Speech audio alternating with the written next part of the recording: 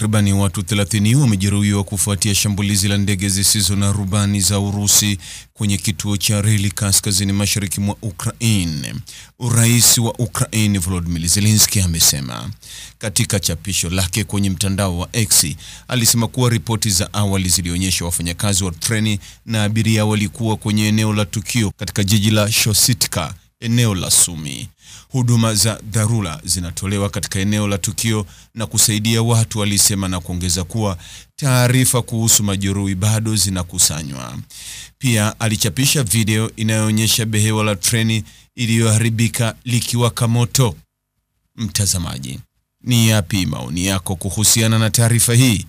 Andika maoni yako katika sehemu ya ujumbe hapo chini. Like na subscribe pia ili uwe kwanza kupata habari wa chungu tele. Hii ni Focus News. Jina langu ni Deo Kaji Makomba.